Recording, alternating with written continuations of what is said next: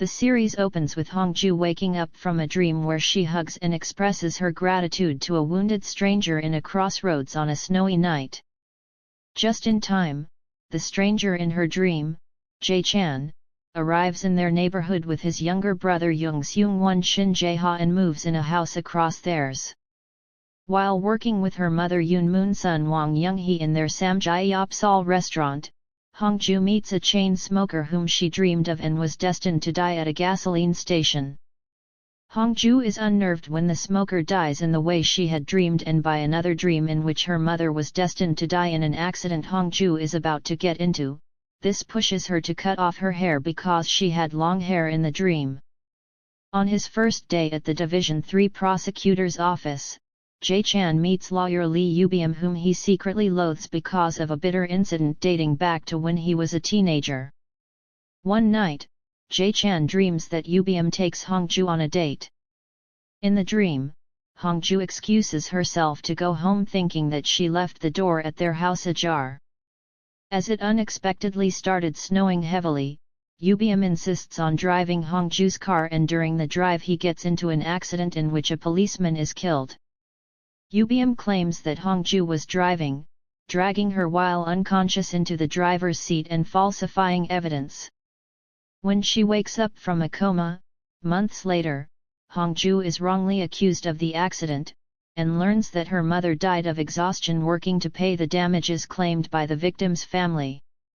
In vain, she protests her innocence to Jae Chan, the prosecutor in charge of the case in the dream, and ends up committing suicide, Jae Chan being unable to stop her from jumping off the hospital roof. When Jae Chan senses that his dream is about to come true on a snowy night on Valentine's Day, he follows Yu Beom and Hongju and, using his own vehicle, intercepts Hongju's car just before Yu Beom can accidentally hit Han Woo-tak, the policeman in the dream. Yu Beom rebukes Jae Chan, thinking it was a form of revenge, but Hongju hugs and expresses her gratitude to him in just the way she had dreamed. Although incredulous, Jae Chan learns that he shares the same future-seeing ability as Hongju, though they do not know why they have to see each other in their dreams. The skeptical Jae Chan thinks that Hongju is crazy and he persists in denying the existence of such dreams. Meanwhile, high school piano virtuosa Park So-yoon Kim So-hyun, who is Seung Won's love interest, has her piano recital. While being interviewed by the media, her mother Do Jeom-suk Jang So-yeon faints, causing confusion at the venue. The police and the media see what seemed like footprints on Jeom-suk's undergarments while So-yoon's father Park Jun-mo Ho-sup tries to cover it and insists that he did not do it. So-yoon realizes that her father, who had been abusive to them, had beaten up her mother again. As Jun-mo is being arrested by the police, So-yoon pleads with Seung Won to pretend that he does not know about her father's cruelty. Lawyer Yu Beom takes Jun-mo's case at once and falsifies evidence and testimony to make it impossible to prosecute the case. Goaded by the discreet admonishments from his seniors in the prosecution office, Jae Chan becomes disappointed that he cannot fully investigate Jun-mo's case and satirically declares the case cannot be prosecuted. Knowing that her father will win once again in the case, So-yoon plans to kill her father by poisoning him. Seung Won becomes aware of her plans, though he insists to her that she must report it to the police. Shortly afterwards, Jae Chan dreams for a second time. This time, he sees Seung Won being carried away by the police and Hongju resenting him for not believing the precognitive power of their dreams. Distraught, Jae Chan tells Hongju of his dream, and he is surprised when Hongju tells him of her dream. In Hongju's dream, she saw a man abusing his wife just before Seung Won interferes, pushes the man off the balcony, and blames Jae Chan for his becoming a murderer. Just in time, Seung Won catches So-yoon in a store searching for poisonous chemicals, and he asks her to go home with him. Knowing that their dreams will come true soon, Jae Chan and Hongju analyze their dreams and realize that they are related to Park Jun-mo's domestic abuse case, which Jae Chan had declared could not be prosecuted. So-yoon receives a call from her mother. Sensing that something bad is about to happen, Seung Won and So-yoon rush to the park residence, located in a high-rise apartment. Jae Chan and Hongju also dash to the residence to stop them. Meanwhile, police officer Han Woo-tak begins having precognitive dreams after Jae Chan saves him from getting killed in the Valentine's Day car accident. In his first dream while sleeping in their patrol car, he sees himself arresting a high school boy Seung Won, who was pleading for innocence, and Jae Chan screaming to the police to set the boy free. Just in time, he sees Jae Chan and Hongju running through the streets. Sensing that the dream is about to come true, he follows them to the park residence. In the park residence, Jung pleads for divorce, asking Jun-mo to pay for So-yoon's education abroad. Jun-mo arrogantly rejects her offer, but just before he starts beating her up, Hongju sets off a false alarm, prompting all the occupants to exit the building. Jae Chan catches Seung Won, who rebukes him for being lax about Jun-mo's case. To hide from Jun-mo, So-yoon and Jung-suk escape to Hongju's residence, accompanied by Woo-tak, who offers them a ride on his patrol car. Jae Chan, then, decides to reopen Jun-mo's case, despite getting scolded by his chief. Soon after the ruckus at the park residence, Woo-tak sees another vision in his sleep. He sees himself and his police partner Oh Kyung-han Lee Yu Jun Ko going to Hongju's Samgyeopsal restaurant. In the dream, lawyer Yu Beom arrives in the restaurant to convince So-yoon and Jung-suk to withdraw their appeal to prosecute Jun-mo so that So-yoon can retain her reputation as a pianist.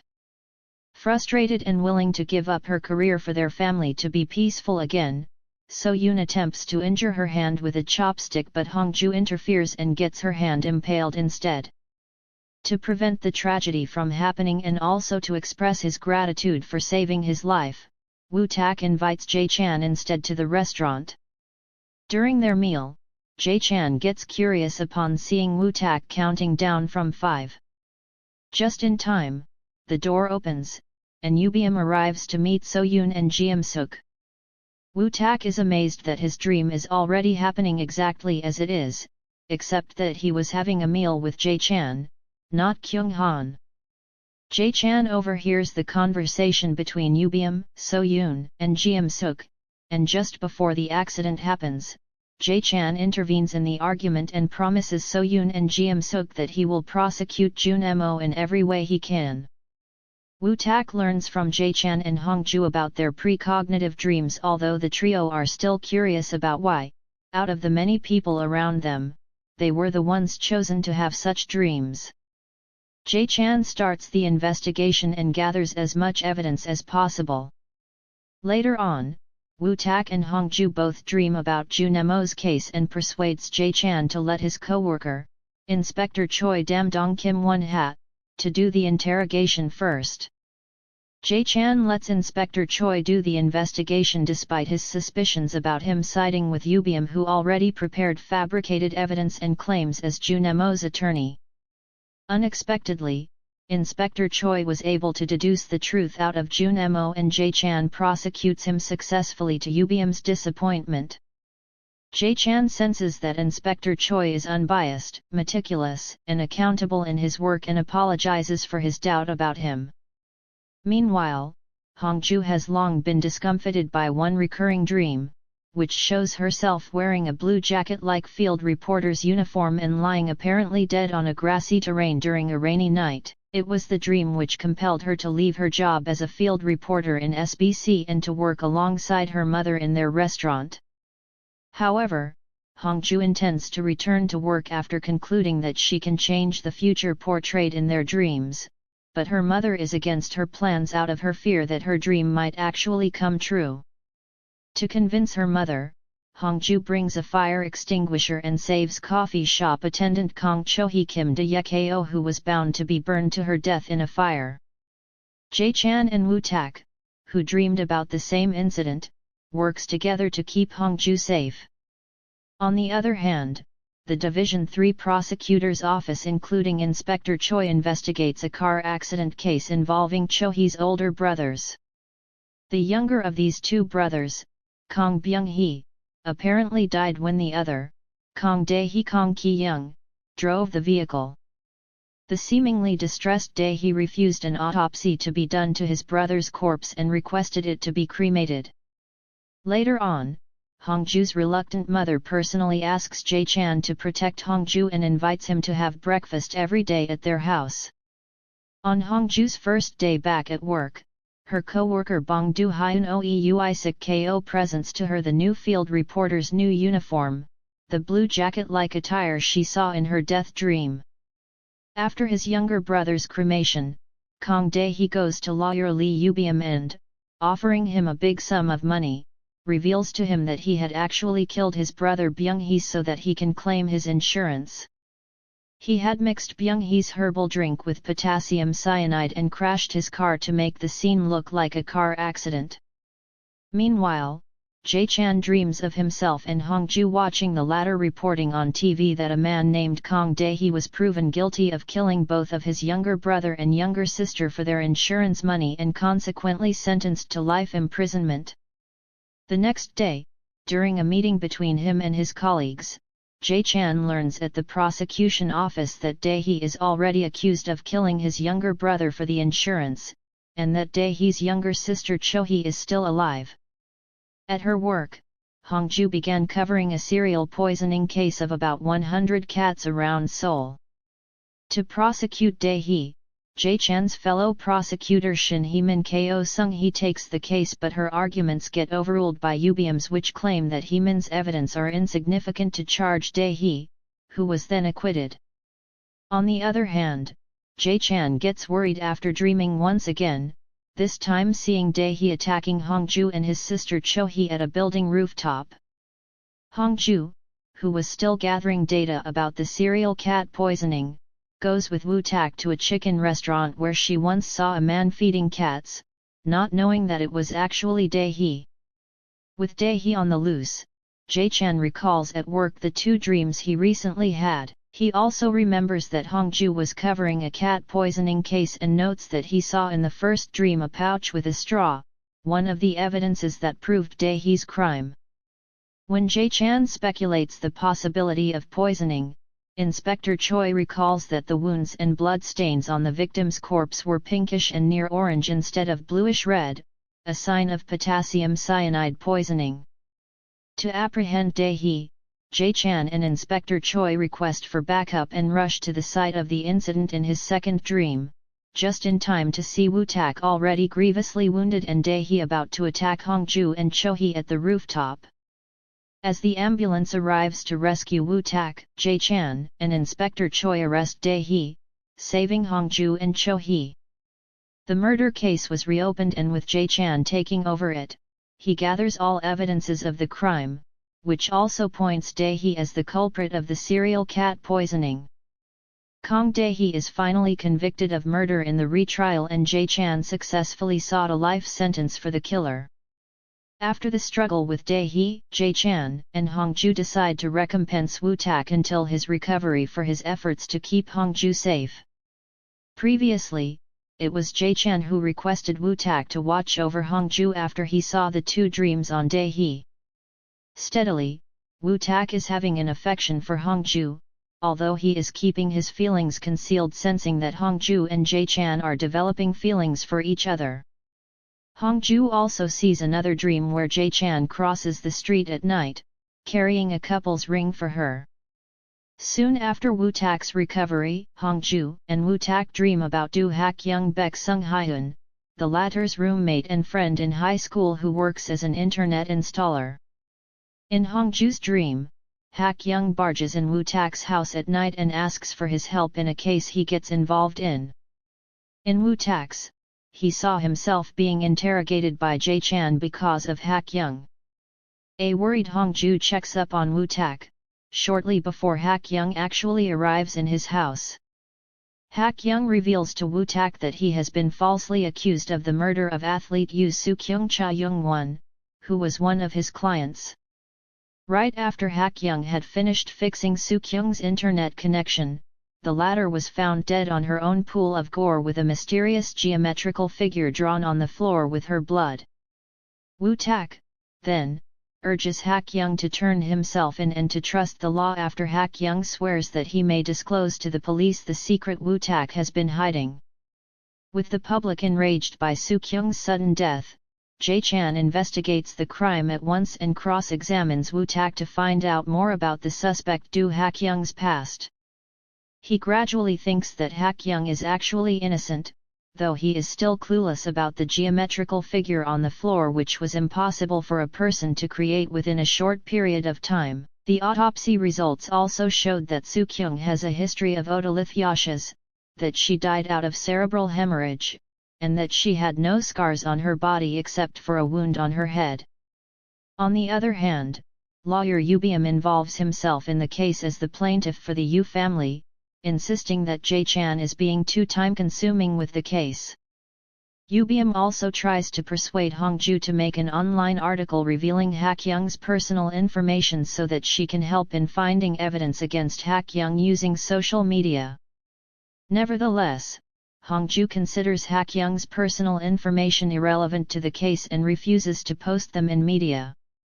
With the lack of evidence, Jae Chan sets Hak Young free. Soon after, Hongju gets distressed when the dream showing Jae Chan gifting her a ring gets altered, now revealing that he will be stabbed by an unknown man just before he was able to cross the street and express his love for her. Hongju and her mother, Woo-tak, and Seung Won all feel saddened to hear about Jae Chan's forthcoming disaster. Hongju also suspects that the change in her dream is attributed to Hak Young's release. In addition, the public is in outrage with the prosecution, with Jae Chan being the subject of every criticism about Hak Young's case, especially in social media. When the criticisms seem to be out of hand, Hongju opens a link in one of the comments for an anti-Jae Chan article, Yuzuzhyong Saran Sajin Haiyan Janj P Jagujil Bani Ka Tio Ori Yunun Sajin, English.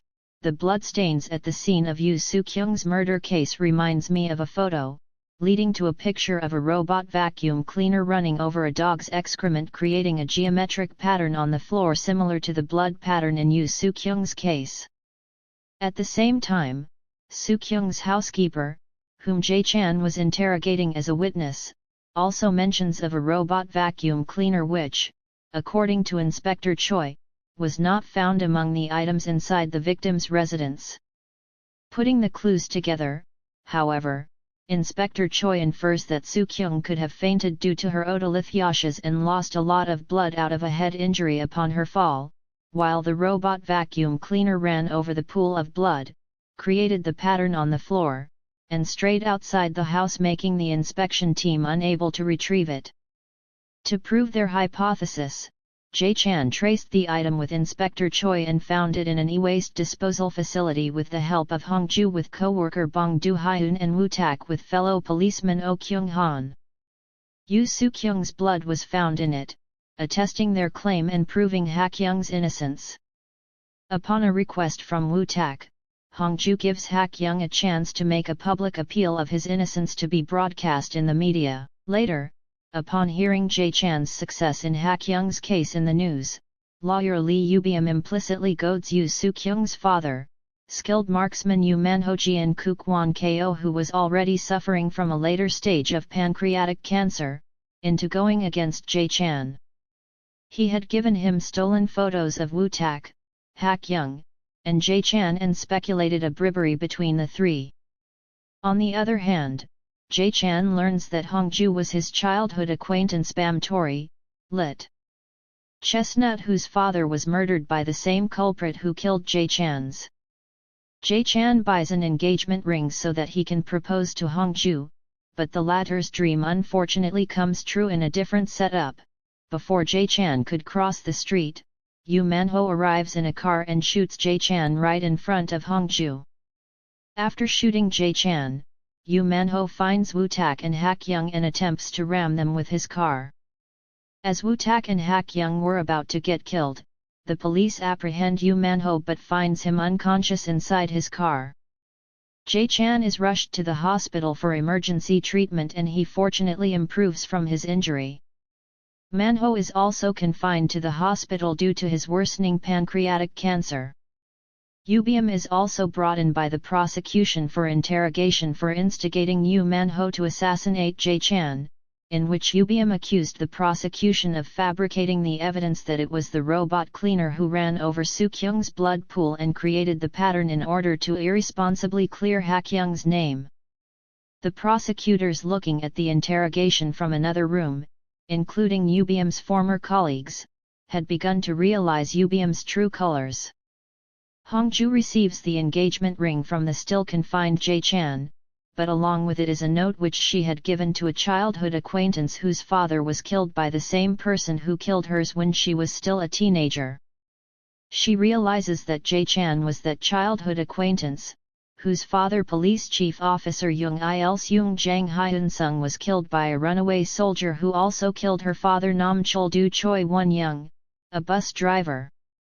13 years ago, the deaths of Hongju's father and Jae Chan's father were given the same funeral, since their deaths happened at the same day and from the same culprit.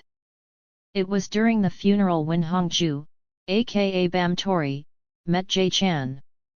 Teenagers Hongju and Jae Chan ran into a teary-eyed police officer, who was the culprit's older brother. The policeman, who was also Chief Young's subordinate, asked for forgiveness but the bereaved teenagers rebuked him. Deeply ashamed of his younger brother's crimes, the policeman ran away and attempted to commit suicide by drowning himself in a lake.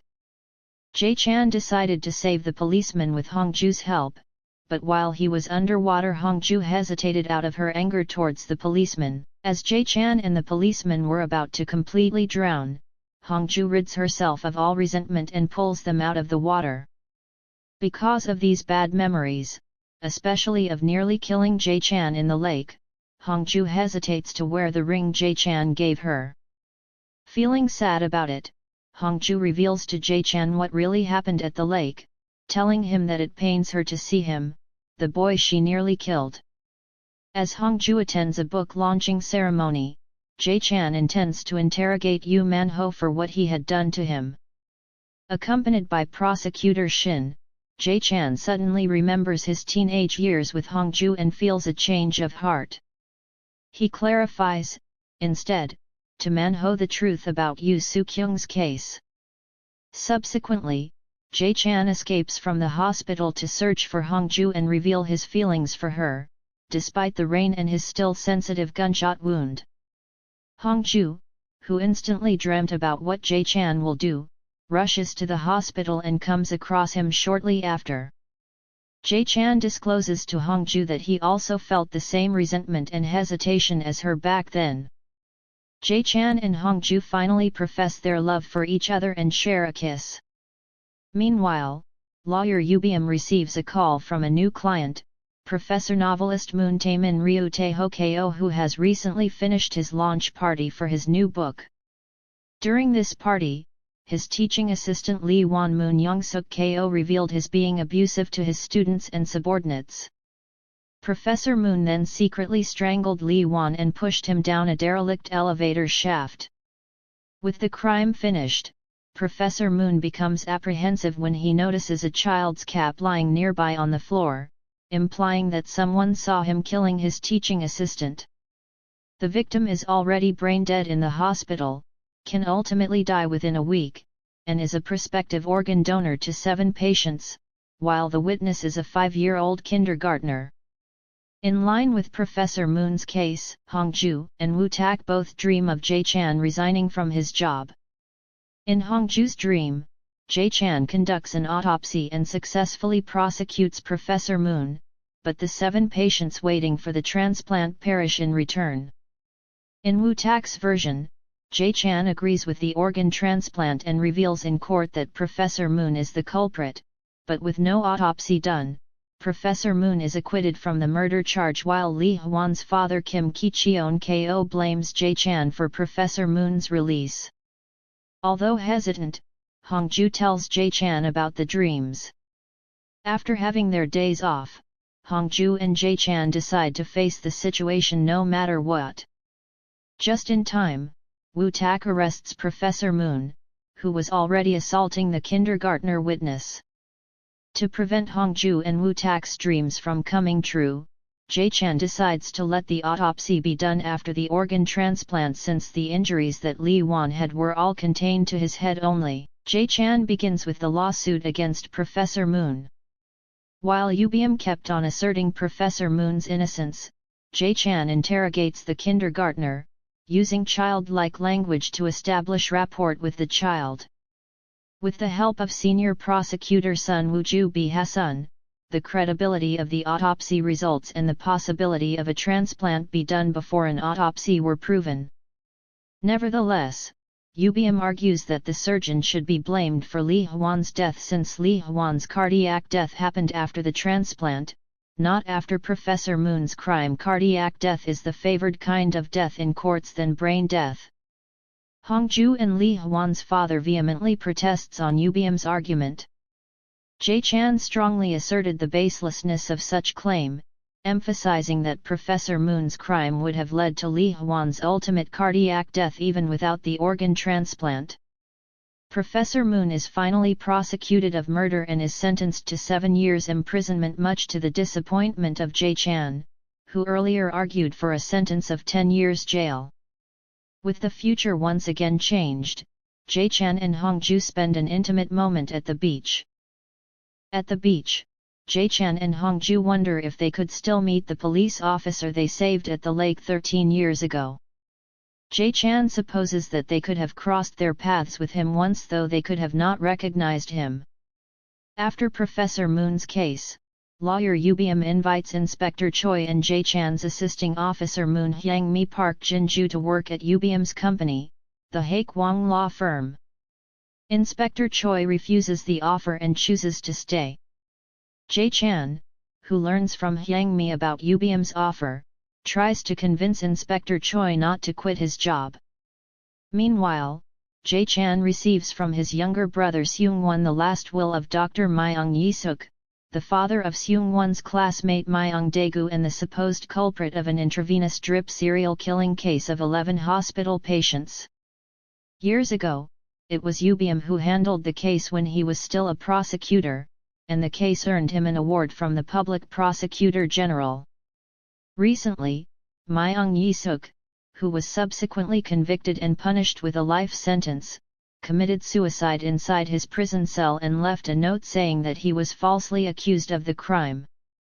On the other hand, Hongju is tasked to cover prosecution work for a TV program in SBC titled 3-Day Experience. At first, she covered prosecutor Shin in her daily activities.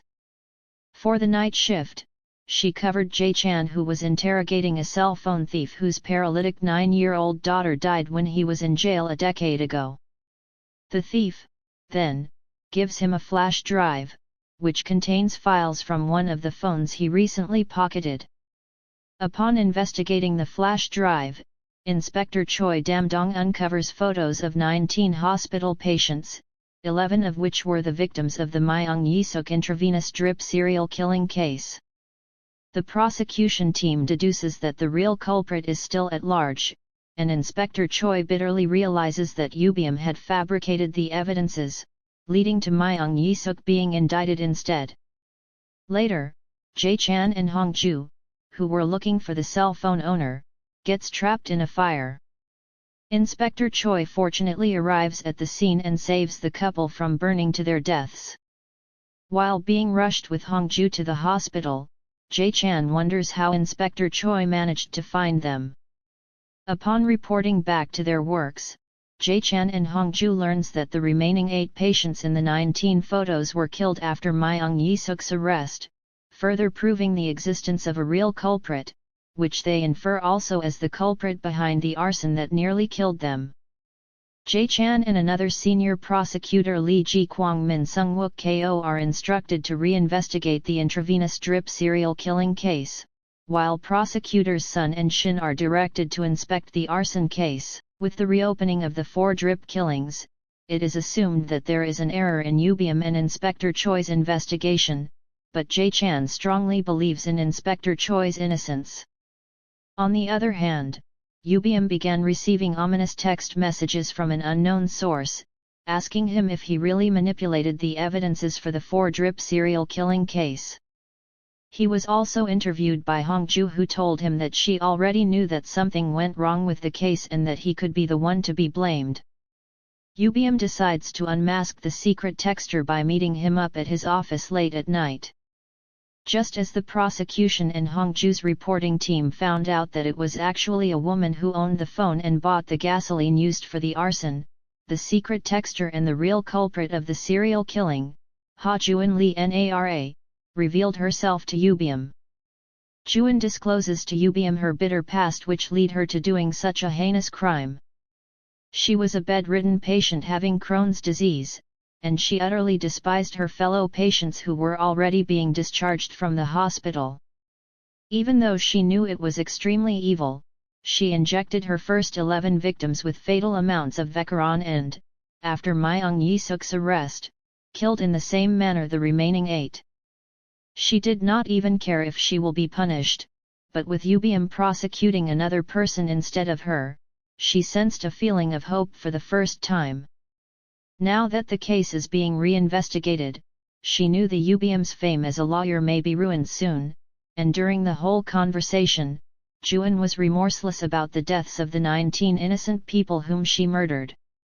Completely distraught, Yu Beom plans to put Hongju in a trap so that the secret of the case will only be kept between him and Juan. At the prosecution office, Jae Chan discovers that Inspector Choi was the policeman he and Hongju saved from committing suicide in the lake. Inspector Choi was the older brother of the young runaway soldier who murdered Jae Chan and Hongju's fathers. When Jae Chan seeks to be reconciled with him, the former policeman quits from his job as an inspector after days of tolerating the suspicions and rumors about him manipulating the evidences in the 4-drip killing case.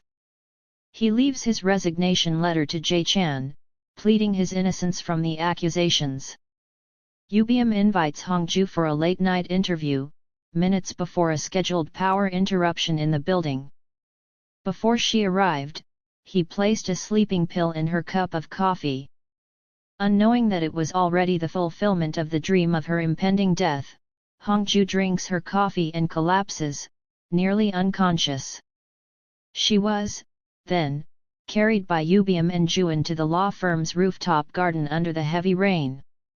While being drugged by Juan, Hongju spoke as if talking to Jae Chan so that he will find out through dreaming the exact time and place of her impending death. Minutes before, Jae Chan dreams exactly as how the incident would happen and rushes to save Hongju, asking backup from Woo Tak and the rest of the police.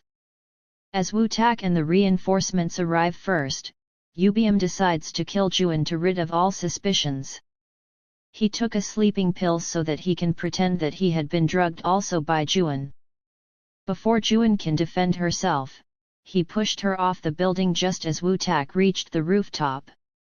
Jae Chan arrives next and immediately resuscitates Hongju before the ambulance arrived to rescue her and Yu Beom.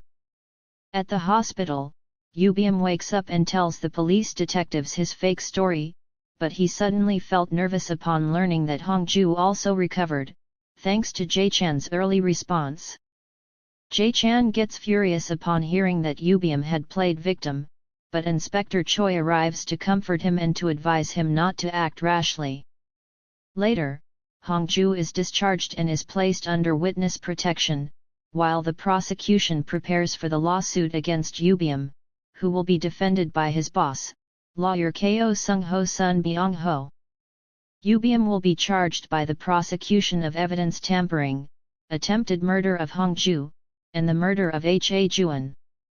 As the lawsuit verges to its opening, Woo Tak gets anxious after dreaming the fates of the 3 witnesses to be summoned to court, Inspector Choi telling his part in the investigation of the 4-drip killing case, Hongju's statements getting impeached, and finally his own long-hidden secret going to be exposed.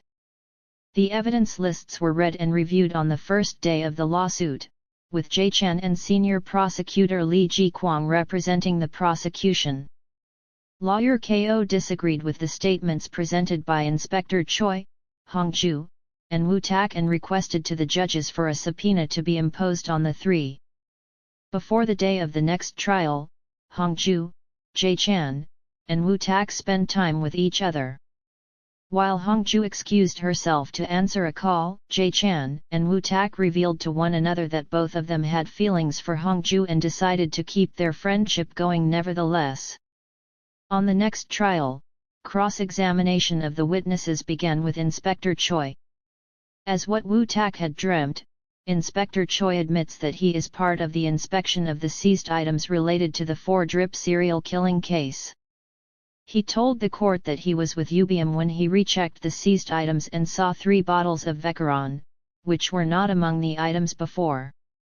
When lawyer KO nearly destroys his credibility as witness, Jae Chan won the juries over by emphasizing the fact the Yu Beom have fabricated evidences to gain fame and a position in lawyer KO's law firm.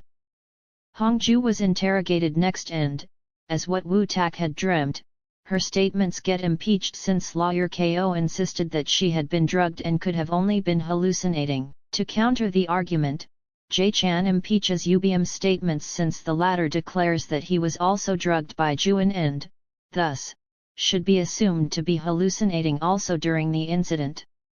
During a break in the trial, Hongju is worried that Woo-tak may incorrectly describe the umbrellas Yu Beom's green umbrella and Juan's red umbrella, which were important pieces of evidence that Woo-tak saw at the rooftop. While waiting for his turn to be cross-examined, Woo-tak realizes that Hongju knew all along his secret, that he is suffering from color blindness, which is strictly unacceptable for policemen and one of the grounds for dismissal. While Hongju talks to Woo-tak about the umbrellas and Woo-tak's color blindness, Inspector Choi informs Jae Chan and Ji Kwang that Yu Beom plans to escape from Korea after the trial. Later, Woo-tak is being questioned and reveals his color blindness, even though it will cost him his career as a police officer, shocking Jae Chan and everybody in the court. Before lawyer KO can impeach his statements, though, he demonstrates that even though he is colorblind, he can describe the umbrellas accurately by their shades and form.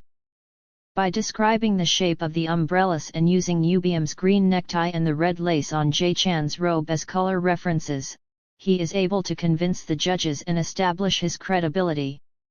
He also adds that he has already prepared his resignation letters so that he can testify in the trial.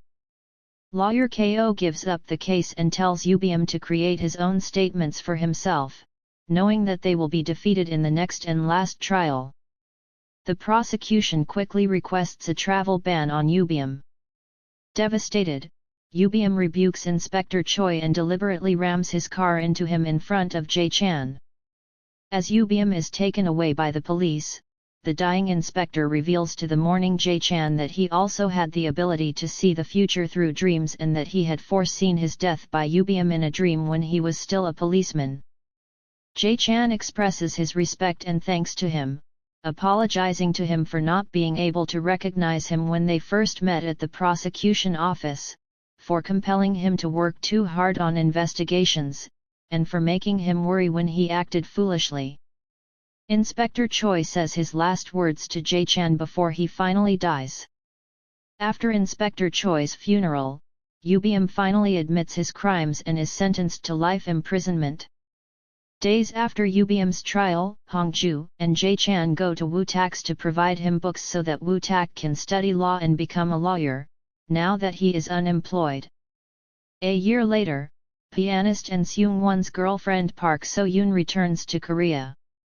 Together with Hongju, Jae Chan, and their friends and colleagues, she attends the wedding party of senior prosecutors Ji Kwang and Sun Woo-ju, who had been dating, unknown to their co-workers in the prosecution office. Hongju catches the wedding bouquet thrown by the bride. In the closing scene of the series, Jae Chan reveals to Hongju one of his choices that he never regretted, his choice of meeting up with Hongju whom he had been looking for since they last met 13 years ago.